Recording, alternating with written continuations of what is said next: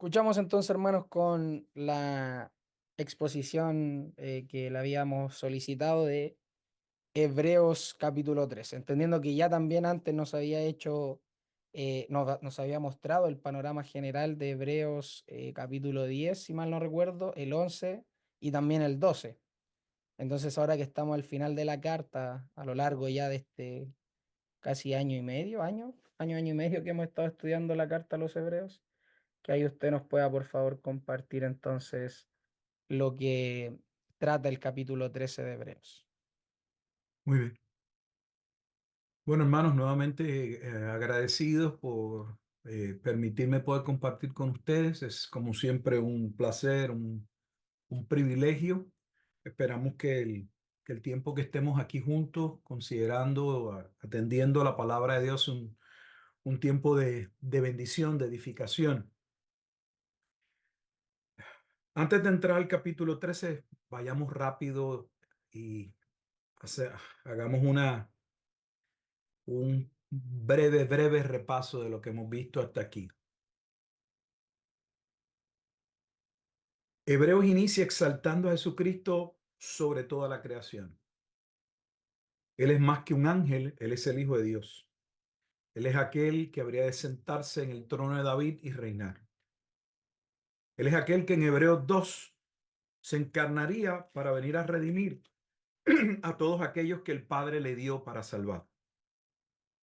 Una salvación tan gloriosa que Dios le da para llevar a cabo en beneficio de aquellos que heredarían la bendición como Abraham y que no les dado a los ángeles que cayeron.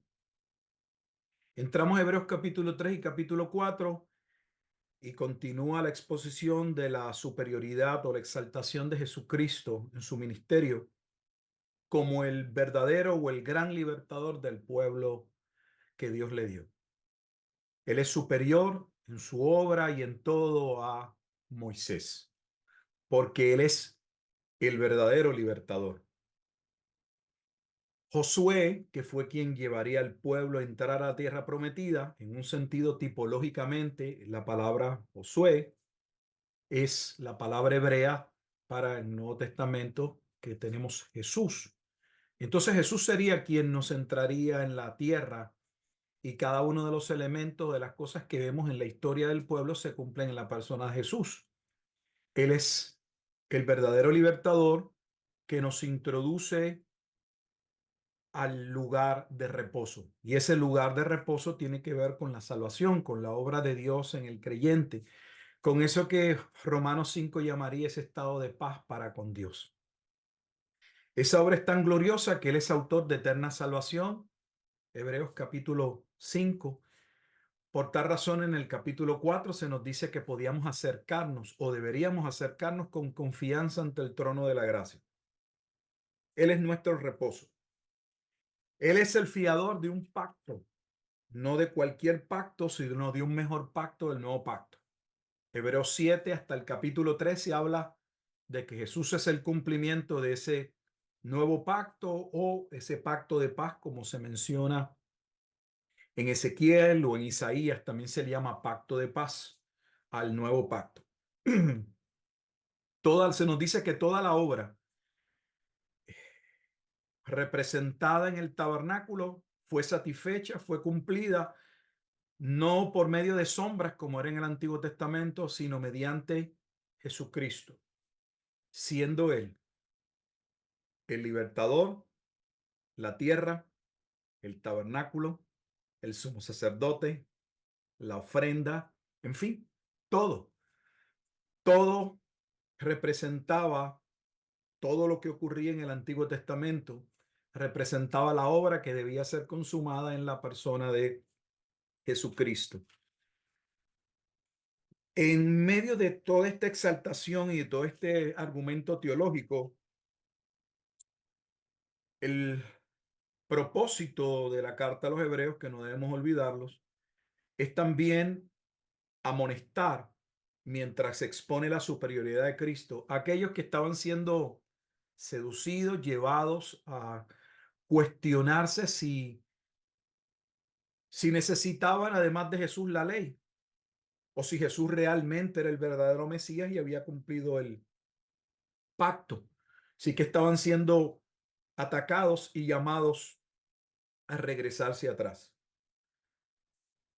Por eso se les recuerda en el capítulo 3 y en el capítulo 4 lo que le pasó al pueblo cuando salió de Egipto y antes de entrar a la tierra prometida pensaron regresarse atrás. Ese pueblo no entró, porque Hebreos claramente establece que los únicos que heredan el pacto son los de la fe, pero no una fe sola, una fe perseverante y una fe acompañada de obras, que es lo que vamos a ver en los capítulos finales. Porque podríamos decir que Hebreos desde el capítulo 1 hasta el capítulo 10 coloca todo el andamiaje teológico y las razones por las que no era necesario mirar atrás, sino todo lo contrario, fortalecerse en el fundamento. Ahora entra la parte de la praxis, de la práctica, llamándonos desde el capítulo 11 a considerar aquella nube de testigos como la fe de los santos hombres en el Antiguo Testamento estuvo acompañada de obediencia, porque la verdadera fe, la fe bíblica, no es una fe momentánea, una fe del pasado, es una fe perseverante. Por esa razón, uno de los 5 postulados de la teología reformada es la perseverancia de los santos, no solamente la fe, sí, en el sentido de abrazar una creencia o en un momento dado a sentir o estar de acuerdo con algo, sino el continuo creer. La verdadera fe, como el verdadero arrepentimiento, son estados continuos que eh, están en el creyente durante toda su vida. Claro está, tienen un inicio en la conversión, en la regeneración. Dios cambia ese corazón de piedra en un corazón de carne, de tal manera que ese hombre, esa mujer, pueda reconocer su pecado, pueda arrepentirse de sus pecados y pueda venir a la fe en Jesucristo, sin lo cual no hay salvación, como establece Hebreos capítulo 11, versículo 6, que sin fe es imposible agradar a Dios, porque es necesario que todo aquel que se acerca a Dios crea que le hay y que Él es galardonador de los que le buscan. Y ya en ese capítulo de transición 11, 12 al 13, comienza toda la parte de la práctica. Cuando hablo de la praxis o de la práctica, me refiero entonces a que la verdadera fe debe ir acompañada de una vivencia, de un estilo de vida. Somos resucitados a una nueva vida. Si antes vivíamos para nosotros, si antes éramos esclavos de Jesucristo, ahora se debe evidenciar que somos esclavos de Jesucristo. Si antes vivíamos para nuestros propios placeres y deleites, ahora nuestro gozo y nuestra meta debe ser vivir para la gloria de nuestro Señor. Y eso no sería fácil si, como se establece en el capítulo 12 de Hebreos, no comenzábamos despojándonos de todo peso y del pecado que nos asedia y corriendo la carrera que teníamos o que tenemos todavía por delante, puesto los ojos en Jesús, el autor y el consumador de nuestra fe. Ahora en el capítulo 13 hay una serie en esa parte de los deberes del cristianismo, como en algunas Biblias tiene una perícopa, un encabezado, un título, arriba en el capítulo 13, versículo 1. Esas perícopas, esos encabezados, esos títulos, no forman parte del texto original, como tampoco los capítulos ni los versículos. No obstante, en ocasiones nos ayudan a poder entender o a saber de qué trata ese pasaje que vamos a leer a continuación. No siempre las perícopas están correctas, podrían tener un título que no corresponde al propósito del pasaje, pero la realidad es que nos ayudan bastante. En el caso que estamos viendo, como tienen en pantalla y yo tengo en mi Biblia, dice deberes cristianos. Y hay un sinnúmero de deberes ya al final de esta carta que se nos recuerdan, como pueblo de Dios. Y empieza en el versículo 1 con que permanezcamos en el amor fraternal. Ese amor fraternal que viene del reconocimiento de que somos obra de Dios en Cristo, lavados por medio de la sangre del Cordero, y no somos nosotros los que nos hacemos familia y nos aceptamos unos a los otros. Somos familias en virtud de lo que Dios ha hecho en cada uno de nosotros. Nuestra unidad no está en sin le caigo bien a mi hermano, si me parece que mi hermano es agradable o no es agradable. Nuestra unidad descansa en estar unidos a Cristo principalmente. Y debería agradarle a debería en nosotros, debemos procurar ser hallados agradables a nuestros hermanos, claro que sí. Pero no se trata, lo que quiero tratar de enfatizar es que no es una cuestión de un sentimiento. No estamos tratando de unirnos como iglesia, estamos unidos por causa de Jesucristo. Por eso, como cuando en Efesios capítulo 4 se habla de la unidad, se nos dice que debemos permanecer en esa unidad y no atentar contra esa unidad y no permitir que nadie rompa esa unidad. ¿Por qué? Porque no estamos tratando de unirnos, ya estamos unidos en Cristo. Nuestro llamado es a no permitir que nada nos desuna. Y hay muchas cosas que podrían desunir y traer inconvenientes y situaciones dentro de la hermandad cristiana. Así que debemos permanecer en ese amor fraternal, en ese amor que Jesús dijo que debía ser la característica principal de aquellos que aman a Dios. Jesús dijo, si vosotros realmente me amáis, guardad mis mandamientos. Y los llamó a amarse los unos a los otros. Y amarse en un sentido genuino, a hacer lo que el inconverso no puede hacer. Debemos procurarnos los unos por los otros, debemos orar los unos por los otros, debemos, como dice Efesios, aún cargarnos. En ocasiones debemos apoyarnos y ser de apoyo y aún de sostén a otros, como cuando vemos una escena de guerra y hay un soldado que cae y hay otro que al verlo no continúa corriendo, va y lo toma y busca rescatarlo. Permanezca el amor fraternal.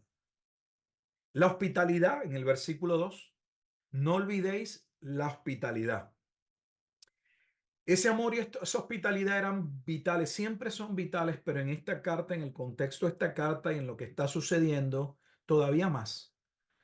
Porque muchos de estos cristianos en el tiempo en el que se escribe Hebreos estaban siendo no solamente seducidos, estaban siendo tentados a volverse atrás, a volverse a la ley, a volverse a aquel antiguo pacto, sino también estaban siendo menospreciados, estaban siendo perseguidos, estaban siendo vituperados.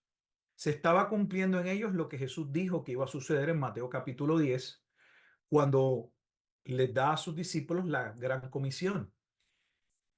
Esa gran comisión que vemos en Mateo 28 no empieza en Mateo 28, inicia realmente en Mateo capítulo 10, solo que en aquel momento dado Jesús delimita o limita la predicación de que el reino de los cielos se había acercado en la extensión del pueblo de Judea, pero posteriormente les dijo que debía llegar a Samaria y a todas las demás regiones, lo que vemos en la afirmación de Mateo capítulo 28, y claramente vemos cumplirse en el desarrollo de la obra de la iglesia en el libro de los Hechos. Así que la hospitalidad era necesaria. La hospitalidad forma parte también de esa hermandad, de ese apoyo, principalmente ese amor y esa hospitalidad. No es que no se pudiera dar entre otros, pero es entre hermanos. Una de las cosas que a mí me llama la atención como pastor a través de los años es cómo a veces podemos ser más hospedadores, podemos a veces mostrar más amor en ocasiones hacia un extraño que hacia nuestros propios familiares, hacia nuestros propios hermanos. A veces tenemos más misericordia o pretendemos tener más misericordia de aquellos que no conocemos que los que conocemos, cuando debe ser todo lo contrario. Cuando vemos el libro de los Hechos, las necesidades que la iglesia principalmente buscaba suplir eran las necesidades de sus hermanos, porque esa era su primera responsabilidad. Porque la Biblia dice que nuestra responsabilidad tiene que ver con nuestra familia y si nuestra responsabilidad primariamente es con nuestra familia carnal, ¿cuánto más con nuestra familia espiritual? Que es con quienes realmente hemos de pasar la eternidad, con quien realmente estaremos unidos para siempre. Tenemos familiares en términos de la carne que nuestra única relación es aquí en la carne por ese vínculo familiar. Se limita a ello y nada más. A veces no tenemos nada que compartir. La hospitalidad. Dice que en esa hospitalidad algunos llegaron a hospedar ángeles. Acordaos de los presos. Estos presos que aparecen en el versículo 3 como otro mandato y otra actitud y gesto de caridad, de bondad, de verdadero cristianismo, no eran presos que estaban allí por robar, por mentir, eh, por no cumplir con sus obligaciones, por violar la ley. Jesús dijo que muchos de los cristianos serían apresados.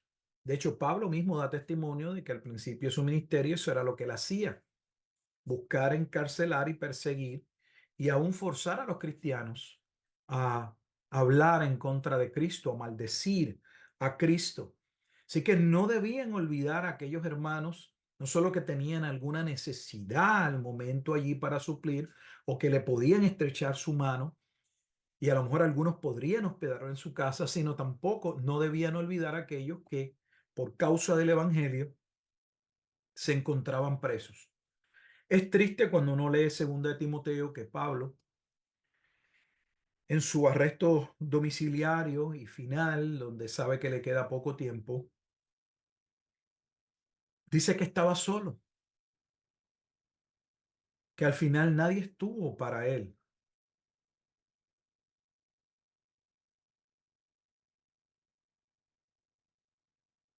No solo acordados de los presos, sino el versículo 3 también dice de los maltratados, como que vosotros mismos también estáis en el cuerpo. ¿Por qué se nos habla de esa manera en el versículo 3? Porque somos un cuerpo y debería ser importante para nosotros la vida y la condición de nuestros hermanos. Así como cuando algo en nuestro cuerpo no funciona bien y todo el cuerpo reacciona, en ese mismo sentido debería haber un lazo de hermandad y de unidad, y lo que acontece en el cuerpo de Cristo, en la iglesia, en la hermandad, nos afecta tanto para bien como para mal. De ahí que debemos procurar y cuidar nuestra manera de vivir. No debían descuidar sus hogares. Debían honrar sus hogares y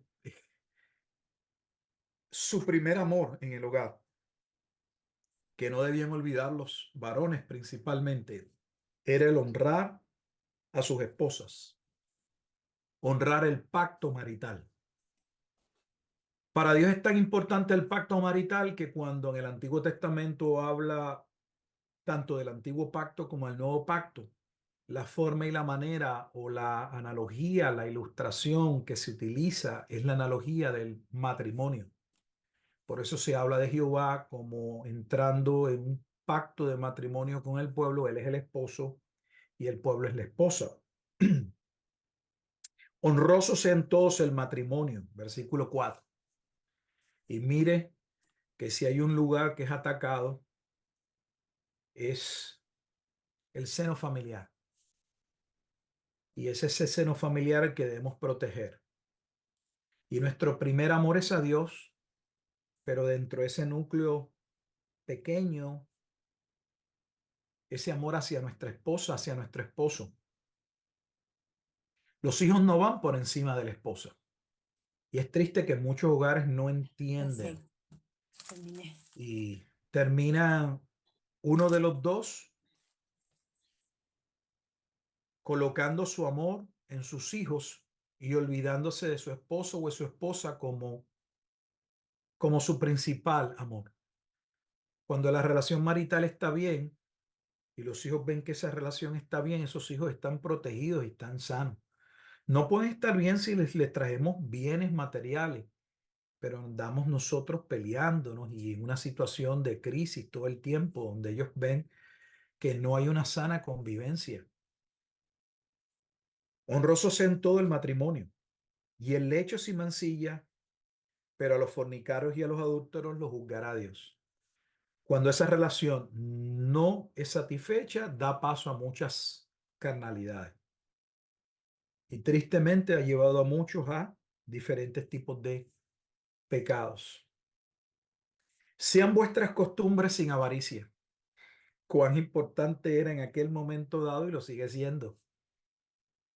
Vivimos en un mundo que se nos hace creer que tenemos un sinnúmero de necesidades y gran parte de esas necesidades son ficticias. No son verdaderas necesidades. Además que nuestra vida no consiste en nosotros tratar de suplir nuestras necesidades, ni ir en búsqueda de nuestras necesidades. Cuando Jesús les enseñaba a sus discípulos a hablar, no, perdón, a orar, le dijo, no oren como los inconversos, como los que no tienen entendimiento. Ellos solo piden por un trabajo, por salud, por cuestiones materiales, por cuestiones físicas. Y claro, necesitamos nosotros también de esas cosas. Sino orad procurando que podamos vivir de acuerdo a su reino y su justicia. Y es triste que a veces en nuestras oraciones se ve, se evidencia, se nota que por lo que oramos estamos más pendientes a las cosas de este mundo que a las cosas de Dios. Sean vuestras costumbres sin avaricia. Nuestra vida no depende de las cosas que podemos alcanzar, retener o aumentar en riquezas o en bienes, lo que sea. De hecho, se nos advierte todo lo contrario, que cuando nos entregamos a esa vida de avaricia, terminamos siempre deshonrando a Dios porque amaremos a Mamón, al Dios dinero, por encima que a Jesús. Todo lo contrario, se nos llama a depender completamente del Señor en los versículos que continúan, especialmente en el 6. De manera que podemos decir confiadamente, el Señor es mi ayudador, no temeré lo que me pueda hacer el hombre. Debemos aprender a depositar toda nuestra confianza en el Señor. En el 7 les dice que debían acordarse de los pastores, de vuestros pastores, del pastor que Dios le dio a cada comunidad de fe. Y es triste en nuestro tiempo como los pastores en las iglesias locales en ocasiones son menospreciados, porque en este mundo de competitividad, este mundo de busca de fama, este mundo donde la gente es oportunista, donde se tiende a buscar el favor de los otros, a estar bien con todo el mundo a expensas de la verdad. La Biblia nos llama a procurar la paz, pero nunca a expensas de la verdad. Entonces esos pastores que Dios coloca en las iglesias deben ser honrados, deben ser apreciados, deben ser valorados, deben ser bien cuidados. Pero en un mundo donde una congregación local se expone a tantos otros pastores, muchas veces termina gustándole en términos, para hablar de gusto, la exposición de otro pastor que el pastor que yo tengo en mi iglesia. El pastor que usted tiene en su iglesia es el pastor que Dios puso allí. Y ese es el pastor al que, a no ser que no sea un hombre llamado por Dios, es el pastor que usted tiene que atender. Ese es el pastor que usted tiene que confiar, va a ayudarlo y a suplir sus necesidades de crecimiento. Es lo mismo en el seno familiar. No escogemos a nuestros padres. Y en ocasiones en nuestro crecimiento y en nuestra necedad, en nuestro estado de adolescentes, porque adolecemos de muchas cosas, no confiamos en que los padres que tenemos no son perfectos, ciertamente no lo son, pero son los padres que Dios nos dio. Y debemos aprender a confiar. Y nuestra esperanza no está en nuestros padres, ni está en nuestro pastor, está en Dios. Acordaos de vuestros pastores que os hablaron la palabra de Dios, considerad cuál haya sido el resultado de su conducta e imitad su fe.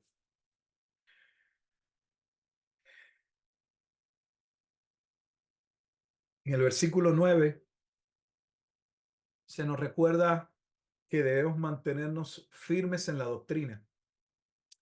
No os dejéis llevar de doctrinas diversas y extrañas.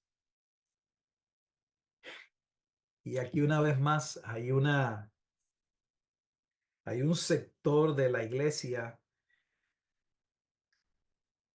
que claramente presenta un menosprecio a la escritura. Ellos no lo ven, tal vez no lo entienden, pero lo hacen. Cuando a usted le interesa más el pensamiento de una persona, el parecer de una persona, la teoría de una persona, cuando usted no lee la escritura, cuando usted no procura entender la escritura, cuando usted no estudia la escritura, es un menosprecio a Dios. Es como usted decirle a alguien no te quiere escuchar. Lo que es incongruente con un verdadero creyente. Porque según Primera de Pedro, en el capítulo, um, en Primera de Pedro, en el capítulo 2, cuando se habla de que somos como niños recién nacidos, allí se dice que el recién nacido eh, desea la leche no adulterada. Al niño no hay que obligarlo a beber leche. El niño llora porque tiene hambre.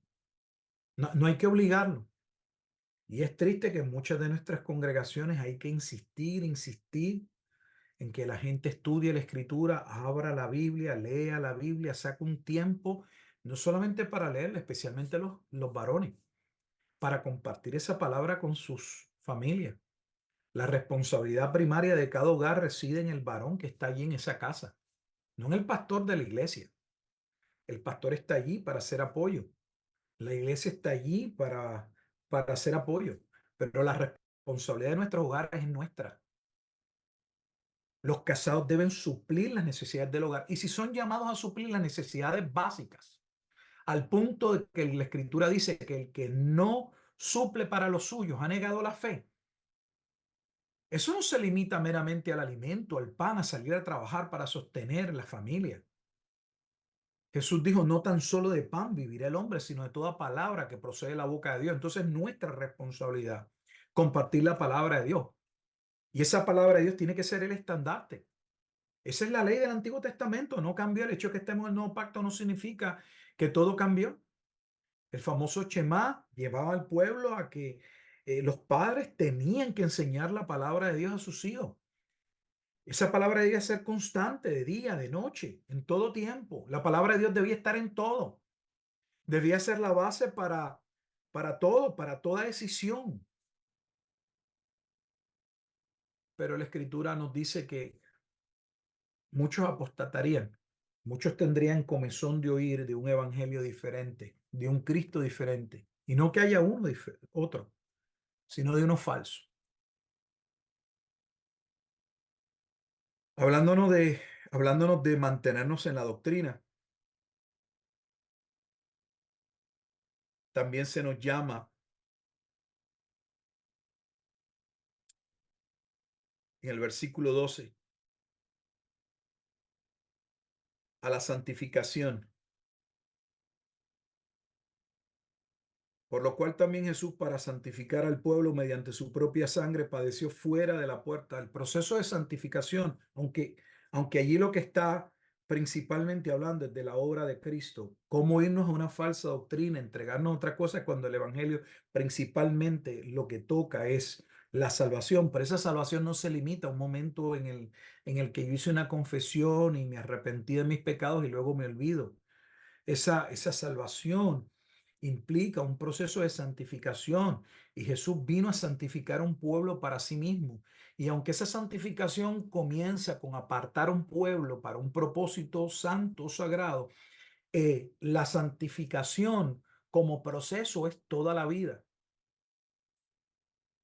Y en ese proceso de santificación y de mantenernos en la verdadera doctrina va a traer situaciones y problemas y se nos recuerda que Cristo murió para santificar al pueblo y que fue expuesto como era el sacrificio que ofrecía el sumo sacerdote fuera del campamento, lo que en un sentido implicaba un menosprecio.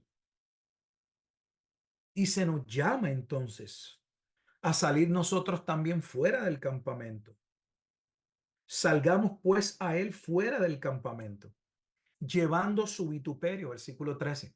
Entonces, como parte también de nuestra vida como cristianos es aprender a soportar y a cargar las dificultades y encarar las situaciones que son propios de mantenernos en la fe. Lejos de estarnos quejando, debería ser para nosotros una bendición muchas de esas cosas. Cuando Jesús habla en Mateo capítulo 5 de las bienaventuranzas, una de las bienaventuranzas es bienaventurados cuando digan todo tipo de cosas contra ustedes.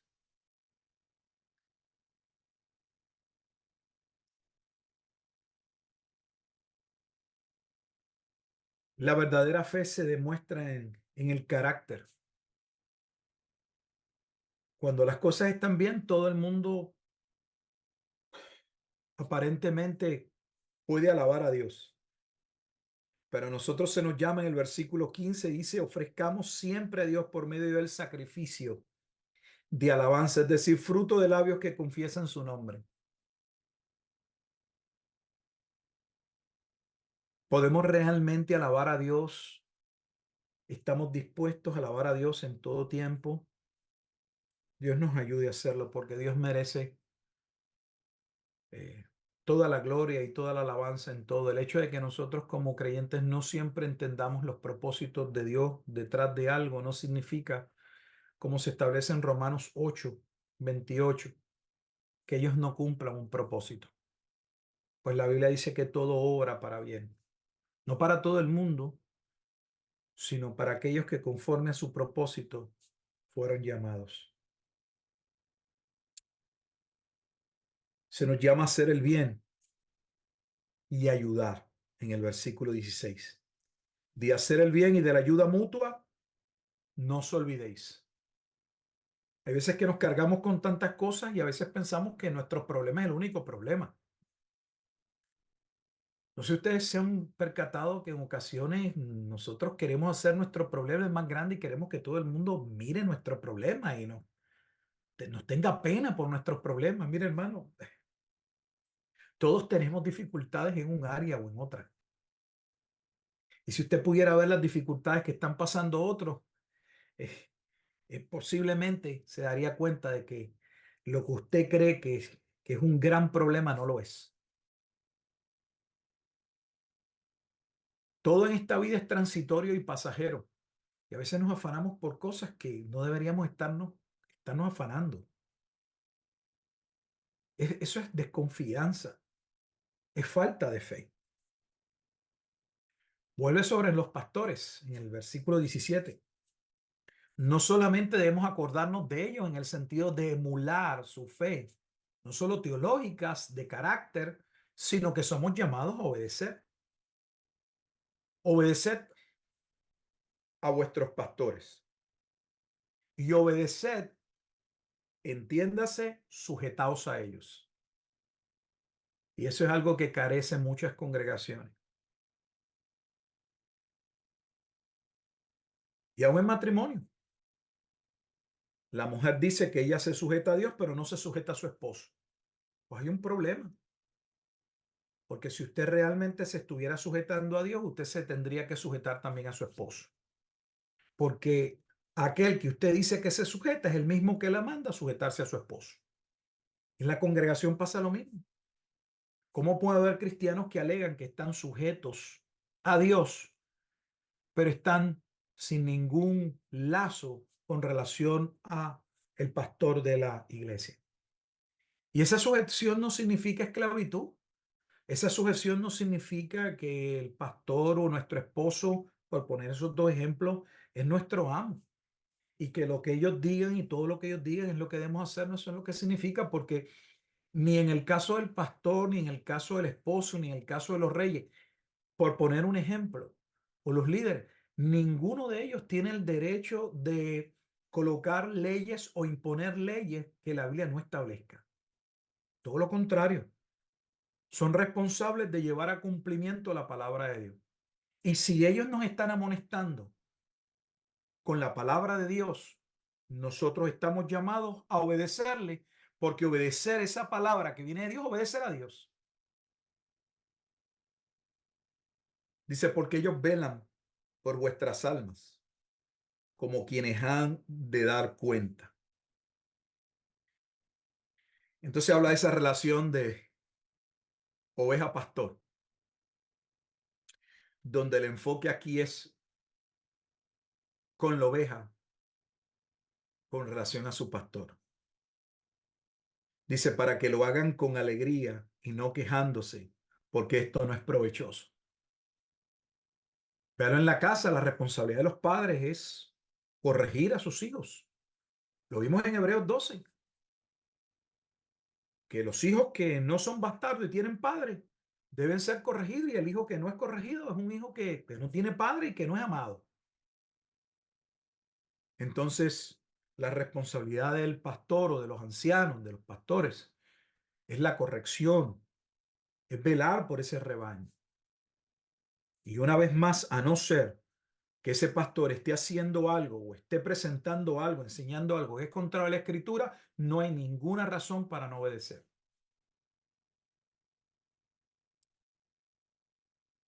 Pablo en el versículo 18 llama también a que orasen por él. Y no solo por él, sino que los que colaboraban con él. Orad por nosotros, pues confiamos en que tenemos buena conciencia, deseando conducirnos bien en todo. Parte de la responsabilidad de la iglesia es también orar por, no solo por el ministerio local, sino por la iglesia en general, por aquellos que Dios ha llamado al ministerio. A veces nos concentramos tanto en nuestra propia iglesia, en nuestros propios problemas, en nuestras propias situaciones, que se nos olvida que somos parte de un cuerpo. Si dentro de una iglesia local todos los componentes, entiéndase los creyentes que Dios ha llamado, todos forman un cuerpo local, ese cuerpo local es también parte de esa iglesia universal. Y no se nos debe olvidar. Finalmente están las salutaciones, el versículo 20 en adelante, recordándonos que la paz o el estado en el que ahora nos encontramos con Dios no es por causa de nada que nosotros hayamos hecho, sino por causa de Jesucristo. Por eso Romanos 5:1 dice, justificados pues por la fe tenemos paz para con Dios. Estamos en enemistad, éramos hijos de ira, como establece Efesios capítulo 2, lo mismo que los demás, pero ahora estamos en paz para con Dios por medio de Jesucristo, y por medio no de cualquier sacrificio, sino de su propio sacrificio, de aquel sacrificio del cordero inmolado, como se presenta en Primera de Pedro capítulo 1, que fue predestinado antes de la fundación del mundo. Por la sangre, le llama él en el versículo 20, del pacto eterno. Ese pacto no puede ser abrogado. Y ese pacto fue satisfecho por medio de Jesús, el gran pastor de las ovejas. O sea que Jesús es el pastor de los pastores. sea que el pastor de los pastores nos llama a acordarnos de nuestros pastores, a considerar cuál ha sido o su manera de vida y imitarla, a obedecerles, porque ellos velan como quienes han de dar cuenta por nuestras almas. Entonces es la sangre del pacto eterno y Jesús es llamado el gran pastor, y ese gran pastor ahí también es una expresión de un cumplimiento profético, porque ese es el gran pastor de Ezequiel capítulo 34, que es la misma base que luego Jesús usa en Juan capítulo 10 cuando dice, yo soy el buen pastor.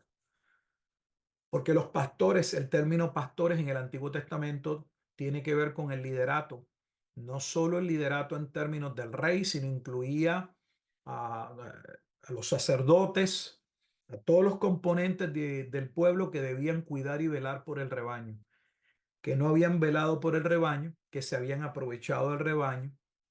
Sin embargo, en Ezequiel 34, Dios dice que Él mismo vendría a salvar a sus ovejas y que Él enviaría el pastor, y ese pastor es Jesucristo. Y ese pastor es quien dio su vida, como se establece en Juan capítulo 10, para que nosotros podamos no solamente estar en paz para con Dios, sino que tengamos vida eterna. Y eso es glorioso. Él y solo en Cristo estamos aptos, versículo 21, para toda buena obra. Ahí básicamente resume todo lo que viene hablando. En Cristo estamos preparados para toda buena obra. ¿Lo estamos? Ciertamente lo estamos si estamos en Jesucristo. Así que finalmente Pablo dice en el versículo 22, ruego hermanos que soportéis, y yo les digo lo mismo, la palabra de exhortación, pues os he escrito brevemente y yo podría decir, os he hablado brevemente lo que Hebreos capítulo 13 toca. La gracia sea con todos vosotros, versículo 25. Amén. Aquí los escucho, preguntas. Así que ya hemos visto que Hebreos capítulo 13 hace un breve resumen de aquellas particularidades que eran necesarias retomar, recordar, accionar sobre ellas, no olvidar, aun cuando estuviesen viviendo en un momento dado difícil. Los momentos difíciles, nuestras situaciones, nuestros problemas personales, familiares, económicos, los que sean, no son una excusa para no hacer lo que nos corresponde. En Cristo estamos llamados, capacitados para poder seguir adelante. No tiene por qué sorprendernos el día malo, Efesios capítulo 6, si estamos armados de toda la armadura de Dios. Dios nos ayude. Los escucho, hermanos. Gracias, hermanos, por la exposición. Súper, súper bueno. No sé si alguno de mis hermanos tiene alguna pregunta. ¿Hay alguna pregunta, hermanos? Si no, si no le pregunto yo. Brian, parece que tú querías preguntar. Yo iba a decir que yo por el momento estoy bien. Ya vale. Hermano, yo quería hacer una pregunta respecto a todo el contexto de, obviamente, Hebreos y en relación a la venida del Señor Jesucristo. ¿Qué tan, bueno, en relación a la venida del Señor Jesucristo, entendiendo que en Hebreos capítulo 10 acá se nos habla de que, porque aún un poquito y el que ha de venir vendrá y no tardará, más el justo o su justo vivirá por fe, y si retrocede no agradará su alma, pero nosotros somos de los que, perdón, nosotros no somos, ahora sí, de los que retroceden para perdición, sino de los que tienen fe para preservación del alma. Entendiendo eso, y obviamente el contexto del capítulo 11 12 y como le había dicho al inicio de toda la carta, ¿qué tan, qué tan apremiante, digámoslo así, o qué tan necesario era para los hermanos de esa época el oír a aquel que hablaba desde los cielos respecto a todas estas cosas que iban a suceder, respecto al reino inconmovible, respecto a que el antiguo pacto ya era algo que era movible, que no era lo que iba a permanecer, sino que lo que iba a permanecer era este Jesús que iba a ser el mediador o que ya era el mediador del nuevo pacto y que su sangre hablaba mejor que la de Abel. Entonces, en referencia al capítulo 13 y a todas las directrices que empieza a decir el autor a los hebreos, ¿qué tan apremiante era para ellos respecto a ese contexto, al contexto de la venida cercana del Señor Jesucristo en juicio para la nación?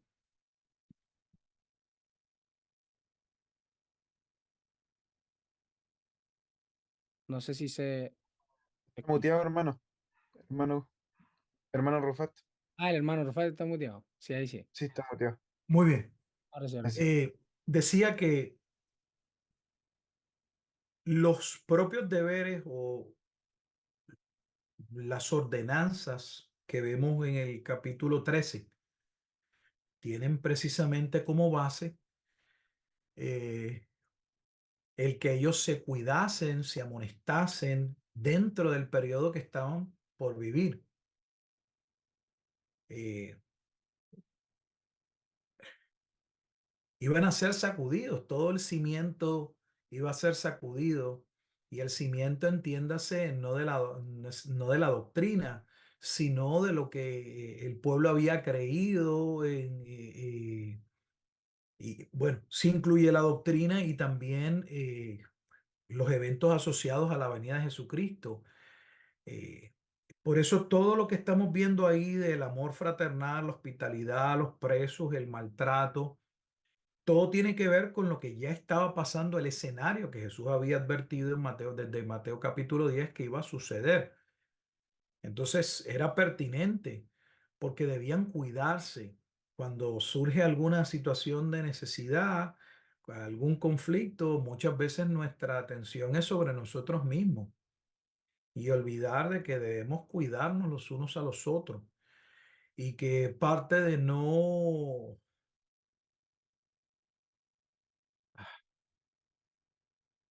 ser consumido con tantas presiones es aprender no solo a recibir, sino a dar.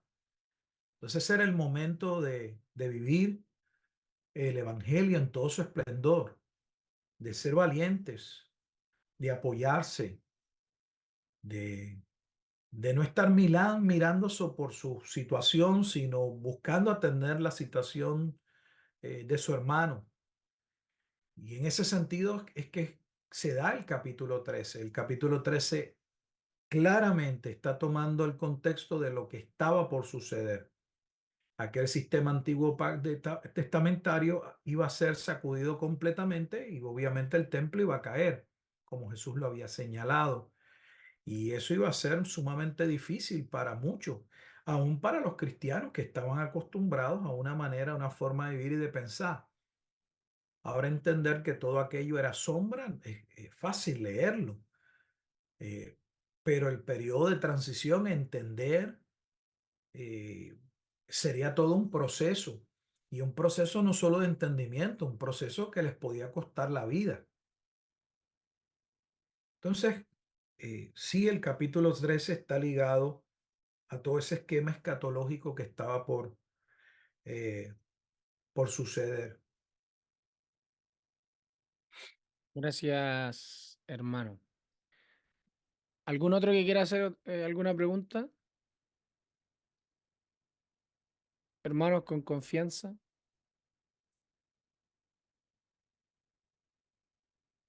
Yo estoy bien por ahora. Adelante, hermano Guillermo. Aprovecho de saludar a mi hermano Gilberto. Bendiciones, hermano. Ah, ¿cómo está, pastor? Gusto Que escucharle. el Señor le bendiga grandemente. Tengo una pregunta. Seguro. En, en segunda de Pedro, capítulo 3, se dan instrucciones también con respecto, o sea, relacionados con la venida del Señor, con el advenimiento. Correcto. También está relacionado con esto, y si está relacionado con esta directriz, estos ordenanzas o consejos que da en el capítulo 13 de Hebreos. Totalmente. Y si es así, ¿cómo deberíamos entender los cielos nuevos y la tierra nueva que se mencionan en el capítulo 3 estaría relacionado con lo que había dicho antes en el capítulo 12 de Hebreos? Eso me gustaría que nos explicara, por favor, hermano. Segunda de Pedro capítulo 3 está basado, 3. obviamente, el contexto del cielos nuevo y tierra nueva vienen del libro de Isaías. Claramente, sin lugar a duda, del libro de Isaías. Y ese cielo nuevo y tierra nueva está ligado también al primer pacto, porque entiéndase que tanto el primer pacto como el segundo pacto, Dios llama como testigos contra el pueblo, al cielo y la tierra. Sí que hay un concepto de cielo nuevo y tierra nueva, cuya implicación en el contexto antiguo testamentario es el nuevo pacto. Y cuando Pedro está escribiendo sabiendo que ha llegado la cercanía del juicio. Pedro va a morir en el periodo de Nerón, y segunda de Pedro está basada en las mismas situaciones y circunstancias eh, por las que está atravesando el pueblo. De hecho, llama la atención que cuando se habla de este periodo en segunda de Pedro, como bien señala, hay unas particularidades que claramente podemos verlas, su semejanza con lo que se está aquí amonestando, lo que se les está pidiendo que deben hacer en la carta a los hebreos, y la razón es que el contexto es el mismo, es exactamente el mismo. Gran parte del contenido del Nuevo Testamento se desarrolla antes de la destrucción de Jerusalén. De hecho, hay académicos que entienden que todo el Nuevo Testamento se desarrolla antes del año 70. Pedro claramente, y las epístolas de Pablo, ¿por qué? Porque ambos mueren antes de que finalice el periodo de reinado de Nerón, y Nerón muere en el año 68. Por lo tanto, no hay manera de que estas cartas no hayan sido escritas antes. Y debemos recordar que hay dos periodos de gran crisis en los 60. Y cuando hablo de los 60, no a los 60 de los 1960, ¿verdad? Que alguien puede pensar en esa temporada de los 60, sino de los 60 de la primera era. Y la primera situación de crisis para los cristianos no fue por motivo de la doctrina, aunque hay una pequeña relación en cuanto a ello, ahora la señalo, es el hecho del gran incendio de Roma. Cuando Roma es incendiada, los cristianos van a ser responsables o van a ser el chivo expiatorio al que Nerón le va a echar la culpa. Y hay quienes dicen que hubo grupos que propiciaron que Nerón le echara la culpa a los cristianos, pero van a ser perseguidos por razones eh, eh, del incendio del 64 al 66, no por razón necesariamente de su fe, porque están predicando el evangelio. Pero después del año 66 en adelante, que comienza lo que va a escalar hasta el asalto romano a la ciudad de Jerusalén, pues también trae otro periodo de grandes dificultades para el pueblo cristiano. Esta vez porque ya debían recordar que Jesús había dicho que cuando el escenario fuese de guerra, y como se establece en Lucas 21, cuando las fuerzas romanas se acercaran a Jerusalén, era tiempo de erguir y de salir porque la redención estaba cerca. Así que Pedro, como el autor de Hebreos, están hablando en el mismo contexto y llamando a los santos a perseverar y aguantar, a soportar la prueba, así como Cristo también soportó las aflicciones como parte del testimonio y de lo que se esperaba de ellos en ese momento. Así que ese cielo nuevo y tierra nueva está ligado al concepto de nuevo pacto que lo vemos en el libro de Hebreos. El antiguo pacto está pronto por desaparecer, por salir, por lo que se ha dado, se pone viejo, ya va a salir.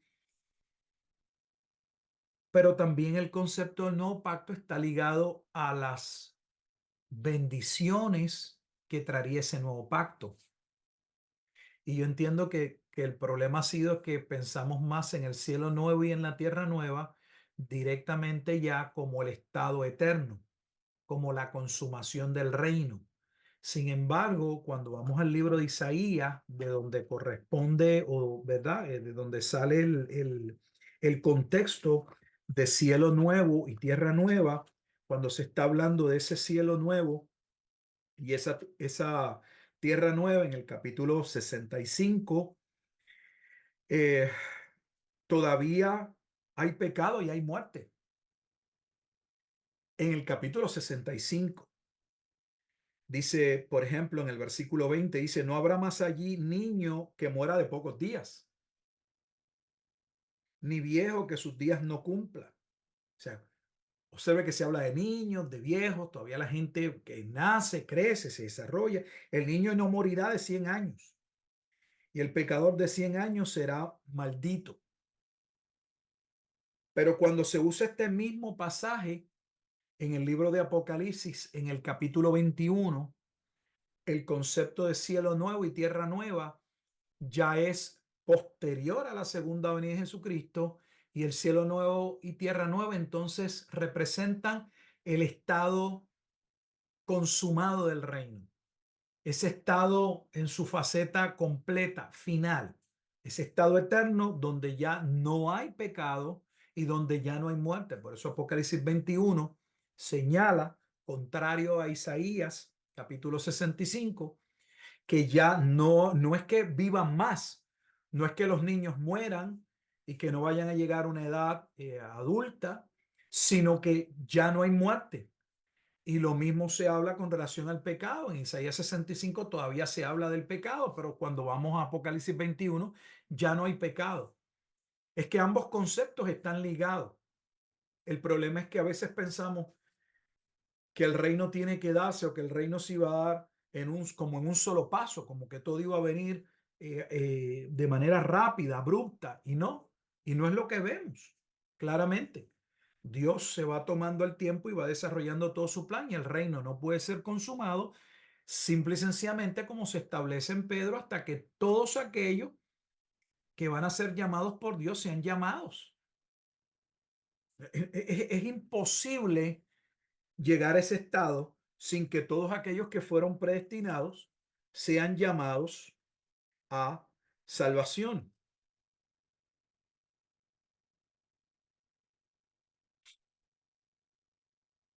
No sé si respondo completamente, pero si no puedo añadir algo. Siempre es muy grato escucharle, hermano mío. Eh, si entiendo bien, entonces, y tal como usted ha dicho, lo más probable es que todo el Nuevo Testamento haya sido escrito antes del año 70. Si es así, y también como le he escuchado las predicaciones de Apocalipsis, entonces también uno debiera entender que ya instituido el nuevo pacto, y según Apocalipsis 19, gracias por el libro además que me pasó, entonces deberíamos entender que ya Dios no tiene ninguna relación con la nación de Israel, y que ahora Dios no tiene un pueblo terrenal a no ser la iglesia que todavía está en la tierra. ¿Entiendo bien? Ah, mire, esa parte de si Dios, eso es un tema que a lo mejor en algún momento podemos tratarlo con más calma, pero es un poco confuso eso de si Dios tiene un trato con Israel y luego con la iglesia, porque en mi caso particular yo no creo en teología de reemplazo. Teología de reemplazo es la teología que entiende que Dios realmente tenía un trato directo con Israel, y bueno, y ya que pasaron unas circunstancias, Israel no aceptó el reino o rechazó al Mesías, entonces Dios se tiende o se va a salvar a los gentiles, y terminamos en haciendo esa división que sí existe, como existen divisiones en términos de naciones, entre Israel y la iglesia. Pero la realidad es que la iglesia en el Nuevo Testamento es la consumación de las promesas a Israel en el Antiguo Testamento. El problema ha sido es que se nos ha enseñado que las promesas de Dios a Israel era un Israel nacional. Y el Nuevo Testamento una y otra vez nos muestra que el Israel o el pueblo que Dios vendría a salvar, al pueblo al que se le compartió el pacto, el pueblo que disfrutaría del pacto, sería el que creería. Por eso todo el tiempo desde el Antiguo Testamento se establece que los que no creerían no pasarían a participar de las promesas. Por eso el incircunciso, aún dentro de Israel, sería maldito, sería echado fuera, porque no tenía nada que ver con la sangre, tenía que ver con la manera en que Dios estableció su pacto. El hecho que Dios haya dejado para una etapa X o Y centrarse en su llamado a los gentiles no significa que los gentiles no hayan formado parte de ese pacto inicial. De hecho, tienen que haber formado parte del pacto inicial por muchas razones, no solo porque el Nuevo Testamento lo dice en varias ocasiones y podemos citar las pasajes si gustan, sino porque solo colocándonos en Gálatas capítulo 3, la Escritura establece con toda claridad que el pacto que fue dado por Dios fue un pacto que estaba basado en la fe y nunca en la ley, porque la ley vino 430 años posteriormente. Y si allí se afirma que el pacto no puede ser cambiado ni abrogado, entonces si el pacto no puede ser cambiado ni abrogado, Dios no le puede haber añadido posteriormente a los gentiles, porque sería cambiar el primer pacto y Dios no trabaja en plan B, ni alteró su plan A. Dios siempre ha trabajado en plan A. Por eso es que Romanos capítulo 4 claramente identifica cuando habla del tema de la salvación o la justificación y trae la persona de Abraham y luego establecer que Abraham nunca fue salvo por obras, luego nos pregunta, ¿esa justificación o ese perdón de Dios es solo para los de la circuncisión o para los de la incircuncisión? ¿Y cuál es la contestación que da el Nuevo Testamento? Que también sería para los incircuncisos. Y alguien dirá, pero ¿cómo puede ser para los incircuncisos si los incircuncisos no forman parte del pacto? Pero Romanos 4 dice que sí, que precisamente por esa razón Abraham es justificado en Génesis 15:6, pero es llamado a circuncidarse en el capítulo 17. ¿Por qué es posterior a la justificación que Abraham se le llama a circuncidarse? Por dos razones principales. En primer lugar, porque la salvación es una cuestión eh, totalmente de la gracia de Dios por medio de la fe, como se establece en Efesios capítulo 2, versículo 8 al 10. Y segundo, como se establece en Romanos, porque Abraham vendría a ser padre tanto de los judíos creyentes como de los gentiles creyentes, porque ambos estuvieron colocados en ese primer pacto. En otras palabras, que cuando se habla del decreto de Dios, antes de la fundación del mundo, Dios salvó y escogió un solo pueblo. Y en ese único pueblo que Dios escogió estaban los gentiles que creerían como los judíos que creerían. Entonces, cuando Cristo cumple el nuevo pacto, inicia el periodo del reino.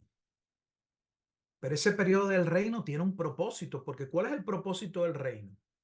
Que Israel domine sobre los pueblos. ¿Con qué propósito? ¿Qué propósito cumple el milenio según el dispensacionalismo pretribulacionista del rapto? La supremacía judía sobre el mundo. Pero si el propósito del periodo milenial es continuar llamando a cada uno de aquellos que heredarían salvación. Por eso es que Pedro mismo establece que Dios en el capítulo 3 de Segunda de Pedro, versículo 9, el Señor no retarda su promesa, según algunos la tienen por tardanza, sino que es paciente para con nosotros, no queriendo que ninguno perezca, sino que todos procedan al arrepentimiento. Y algunos utilizan ese pasaje para decir, ahí lo dice, Dios está esperando que todos sean salvos. Si Dios está esperando que todos sean salvos, se quedará esperando todo el tiempo y sería una contradicción, porque en esta misma carta de Segunda de Pedro se nos dice que los falsos maestros no entrarían al reino y no creerían. Entonces, si claramente se nos amonesta y se nos dice en Segunda de Pedro como en Primera de Pedro que hay hijos de maldición, esos falsos maestros del capítulo 2, entonces Dios no puede estar esperando que todos creyesen, pero sí que los que Él llamó a salvación fuesen juntados. Y eso es lo que Pedro está esperando y lo que debía suceder. Entonces ese es el lenguaje tanto en Hebreos como en Segunda de Pedro. Dios va llamando poco a poco a los que han de ser salvos, pero el fin del antiguo pacto no ponía fin al mundo, sino daba paso al periodo milenial. En eso yo estoy de acuerdo con el dispensacionalismo pretribulacionista, en el sentido de que el fin de el antiguo pacto, o como ellos le llaman la segunda venida, daría paso al periodo milenial. Claro que nosotros no estamos viviendo la segunda venida, ese evento no ha sucedido, pero no esperaban el fin. O sea, los judíos no estaban esperando el fin, los judíos estaban esperando un sinnúmero de situaciones que ellos les llamaban dolores de parto, el tiempo de la ira de Jacob, y el tiempo de la ira de Jacob sería el tiempo que daría paso al periodo milenial. Y el propósito del periodo milenial, una vez más, era llamar a todos aquellos y continuar llamando a salvación al reino a todos aquellos que serían llamados a dicha salvación antes de que la puerta del arca, como Pedro establece, como se establece en la Escritura, se cierre, porque una vez después de la segunda venida de Jesucristo no hay salvación, que es lo que vemos en el libro de Apocalipsis. Observen que en Apocalipsis capítulo 19, el cierre del antiguo pacto no se puede dar sin los juicios y las maldiciones que vendrían. Por eso cada una de las parábolas en la última semana de Jesús estaban advirtiendo acerca del juicio que iba a acontecer. La parábola de los labradores malvados habla del juicio de Jerusalén. La parábola de las fiestas de boda en el capítulo 22 habla del juicio contra Jerusalén. La palabra de Jesús contra los escribas y fariseos en el capítulo 23 hablaba del juicio contra Jerusalén. Capítulo 24 y 25, ni lo tengo que mencionar, hablaba del juicio contra Jerusalén. Entonces, capítulo 26, el arresto de Jesús y su condenación. Jesús dice, es el Hijo del Hombre. El sumo sacerdote se rasga sus vestidos. ¿Cómo es posible que tú declares Dios y cómo tú me vas a juzgar? Y ciertamente Jesús era el Hijo del Hombre. Y como el libro de los Hechos señala con el primer mártir, Esteban va a confirmar, veo en los cielos al Hijo del Hombre que se apresta a venir en juicio. Exactamente lo que Jesús le había dicho al sumo sacerdote. Hay un libro que se llama, lamentablemente no está en español, que yo sepa, de Robertson, lo estoy mirando, se llama Redating the New Testament, como refechando el Nuevo Testamento. Ese es un buen libro para alguien que tenga, ¿verdad?, algún deseo de poder ver. Es una obra donde Robertson muestra con mucha precisión y como un gran académico por qué el Nuevo Testamento fue escrito antes del año 70 completamente, y no como nos han dicho que hay parte de él que casi se escribe casi al final del siglo, en el 95.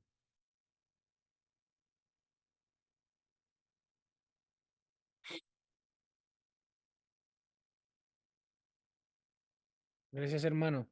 ¿Alguien más? Muchas gracias, hermano mío. ¿Alguien más quiere hacer alguna pregunta, hermanos? ¿A usted, hermano Guillermo, tiene alguna otra pregunta? Sí, yo tengo muchas, tengo muchísimas.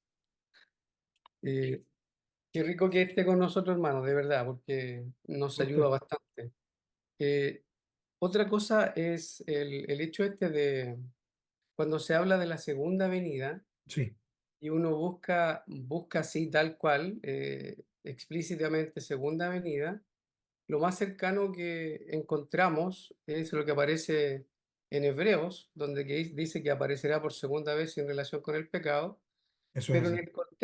pero en el contexto hemos entendido en nuestro estudio, y obviamente con toda la ayuda que hemos recibido de usted y de otros hermanos, pero mayormente de los audios que yo he escuchado de usted y que también mis hermanos, hemos entendido que Hebreos 9:28 está relacionado con la venida en juicio contra la nación de Israel. Eso es correcto. Entonces me queda dando vuelta. Entonces, cuando uno habla de la segunda venida, bíblicamente hablando, deberíamos entender que se refiere única y exclusivamente al juicio eh, anunciado ya por los profetas acerca de que Dios iba a castigar a su pueblo terrenal, que había roto el pacto. Y entonces cuando uno piensa en la venida del Señor, según lo que uno puede ver y apreciar ahí en Tesalonicenses 4, a los Tesalonicenses 4 y primera a los Corintios 15, entonces uno podría entender que eso está relacionado con la venida ya, digamos, lo que deberíamos entender como segunda venida, pero ya con la aparición visible de nuestro Señor. ¿Es eso correcto? Mira, hermano, Esa yo sería mi entiendo, consulta. yo me he convertido en un fiel seguidor del principio de analogía de la fe. Correcto. Para mí, las reglas de interpretación deben estar presentes siempre. Cuando hablamos, por ejemplo, uno de los principios hermenéuticos de que los pasajes claros son la interpretación de los pasajes oscuros o difíciles, no solamente debe limitarse a un pasaje con un pasaje. Hay libros que arrojan luz sobre otros libros. ¿Por qué? Porque el tema que no se discute en un libro se menciona, pero no se trata. En otro libro, entonces sí se aborda. De hecho, es el tema de ese libro. El libro del Nuevo Testamento, que a mi juicio, en el tiempo que yo le he dedicado al estudio de la escatología, mejor presenta el escenario de dos juicios que deben ser entendidos y no deben unirse como si fuera el mismo, es el libro de Apocalipsis. Lamentablemente, es el libro de los libros menos estudiados. ¿Por qué digo del libro de Apocalipsis? Porque el libro de Apocalipsis es el libro que presenta con toda claridad dos juicios separados por el periodo milenial. Ningún otro libro lo hace. El libro de Apocalipsis señala desde el capítulo 6, cuando comienzan los sellos a abrirse, hasta la alabanza final en el capítulo 19, porque Babilonia ha sido destruida, porque aquellos que perseguían la iglesia han sido juzgados, lo cual está también ligado a las bodas del Cordero y el establecimiento del nuevo pacto, a ese momento dado en que se confirma ese estado marital, da paso al periodo milenial y es luego del periodo milenial en el que se coloca la segunda venida de Jesucristo, que para algunos puede ser un poco tal vez chocante, pero lo que nosotros eh, entendemos en términos de la academia y el consenso mayoritario solo cubre unos pocos versículos en Apocalipsis capítulo 20, versículos 7 al 10, y son los pasajes que hablan de lo que ocurre al final del periodo milenial cuando Satanás es suelto y vuelve a engañar las naciones y las indispone, esta vez no contra la ciudad apóstata, sino contra la ciudad amada. Entonces, en Apocalipsis hay una antítesis que nos permite ver dos mujeres, dos ciudades y dos escenarios de juicio, solo que en el primero Dios destruye a la ciudad apóstata y en el segundo Dios protege a la ciudad amada. Tienes una gran ramera y tienes a la esposa. Tienes una ciudad terrenal y una ciudad celestial. Entonces, esa antítesis es clara en el libro de Apocalipsis y nos permite ver que hay dos juicios. Gran parte del contenido del Nuevo Testamento se centra en el juicio que vendría contra la ciudad de Jerusalén como parte de la venida del Mesías, porque así está abordado en el Antiguo Testamento. El Antiguo Testamento claramente señalaba que la venida del Mesías traería salvación sobre un remanente, pero también juicio.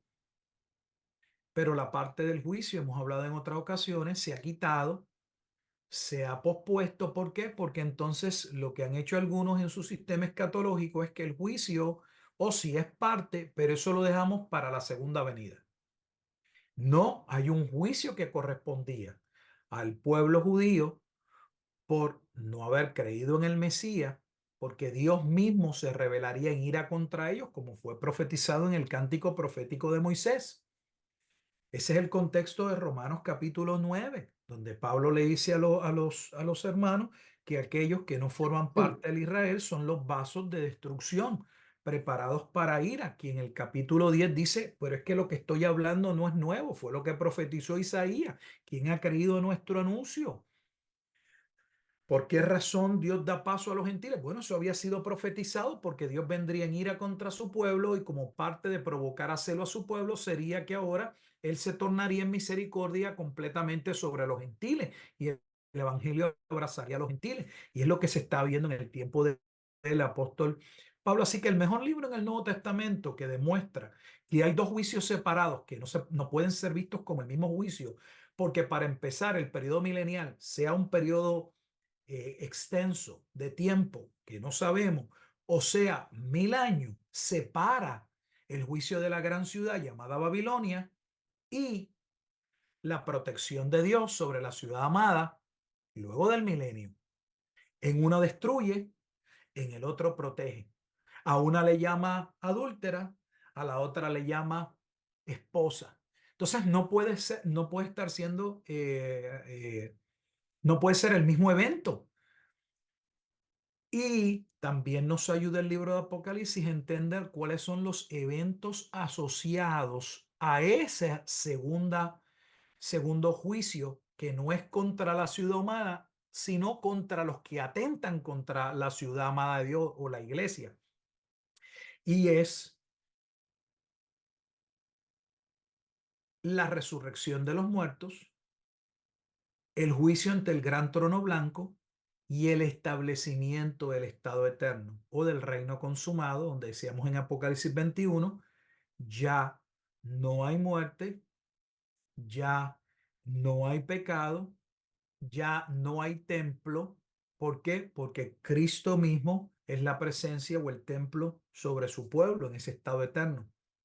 Así que el libro de Apocalipsis es el libro que mejor nos ayuda a poder entender luego los otros pasajes y poder ver si se refieren al juicio de Jerusalén o si los eventos asociados pertenecen a la segunda venida de Jesucristo. Voy a dar un ejemplo. Segunda de Tesalonicenses, capítulo 4, versículos 13 al 18. Primera de Tesalonicenses, debo decir. Dije creo que segunda. Primera Tesalonicenses, capítulo 4, 13 al 18. Que principalmente es el pasaje clave sobre la doctrina del rapto. Sin embargo, a la luz de Apocalipsis, donde se hace una clara distinción entre esos dos juicios, cuál es su propósito, cuándo ocurren. Entonces, cuando estamos estudiando Primera Tesalonicenses 4, 13 al 17, y se habla de la venida de Jesucristo, donde trae la resurrección, y no la resurrección en términos de salvación, sino la resurrección corporal, donde tenemos también la reunión, no solo la reunión de un pueblo en un momento dado particular del juicio para salvación, como en Ezequiel 37, sino la reunión de todos los santos, aquellos que estaban con Cristo y los que han quedado. Ese lenguaje es el lenguaje de lo que acontece posterior a la segunda venida de Jesucristo. Entonces esos son los elementos que nos ayudan a poder distinguir cuando estamos leyendo dónde estamos colocados con relación a qué juicio. No sé si lo aclaré o lo puse más complicado. Creo haberle entendido. A ver si al decirle mis palabras, a ver Sí, si le entendí bien o no. Usted me corrige. muy bien. Con mis palabras. Entonces, Sí, cuando cuando en el Salmo 110 se dice que siéntate a mi diestra hasta que ponga a tus enemigos por estrado de tus pies, entonces entendemos que el Señor va a estar reinando sí, hasta que ponga a todos sus todos. enemigos por estrado de sus pies. Y Pedro dice que el juicio comienza por la casa, y entendemos que se refiere está relacionado con Jerusalén, con el santuario, etcétera, y vemos ahí el año 70, la destrucción de la ciudad y del santuario, la retribución al pueblo que Ujú. quebrantó el pacto. Y entonces, de ahí en adelante deberíamos entender que, como 1 Corintios 15 dice, que es necesario que él reine hasta que haya puesto a todos sus enemigos por estrado de sus pies, y el último enemigo que será destruido es la muerte. Entonces ahí está el Eso es así. paréntesis. ¿Entiendo bien? Sí, Ya, ok. Sí, entonces sí, lo entendí. Ok.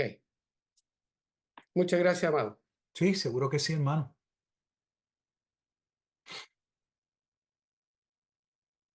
Muchas gracias, entonces, hermano Gilberto. Muchas gracias por la exposición, por responder las preguntas. No sé si algún otro hermano quiere hacer una última pregunta. Si no, dejamos hasta acá entonces el estudio del día de hoy. Y de nuevo, hermano, le agradecemos la Sí, disposición que siempre ha tenido, le agradecemos que nos siga ayudando y enseñando en algunas áreas que nos hace falta aún aprender más. Así que, seguro que sí. Quisiera recomendarles, hermanos, no sé si este libro no es un libro que yo escribí, es el de los últimos libros de César Vidal, Pedro el Galileo. Me gustó muchísimo. En la página 265 tiene que ver con la carta que trajo el hermano del pastor Guillermo. Dice lo siguiente: en su última carta, la segunda dirigida a Timoteo, escrita en una prisión romana y a la espera de la ejecución, Pablo le ruega al destinatario de la carta que traiga a Marcos. Algo comprensible si Marcos estaba en Asia con Pedro, como se desprende de Primera de Pedro 5:13, pero absurdo si Babilonia era Roma, ya que entonces Marcos habría estado en la misma ciudad que Pablo y no habría sido necesario eh, traerlo. Entonces, eh, pueden leerlo, la exposición que hace César Vidal sobre Primera y Segunda de Pedro, donde él establece con toda claridad, a mi juicio, lo hace, la verdad que de lo mejor que he leído de manera magistral, que la Babilonia a la que se refiere Pedro, que es el único libro de la Biblia, además de Apocalipsis, me refiero al Nuevo Testamento, que menciona Babilonia, y él dice que claramente la Babilonia a la que se está refiriendo Pedro es no a otra, sino a la ciudad de Jerusalén.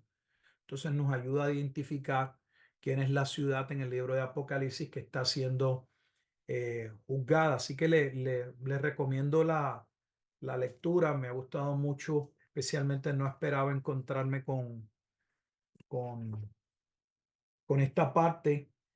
y él sitúa la carta en el año 65, por ahí, 66. Así que una buena lectura, si quisieran, no es un libro de escatología, pero ya que Segunda de Pedro, como lo estamos viendo en Hebreos, también se desarrollan en un ambiente escatológico, eh, da una muy buena información sobre cuál es esa ciudad que Pedro menciona como Babilonia y claramente asevera que es imposible que fuese la ciudad de Roma y que la única ciudad que corresponde es claramente Jerusalén. Bueno, hermanos, pues me despido. Una vez más, gracias por este tiempo, por permitirme compartir la escritura con ustedes y adelante en el Señor siempre.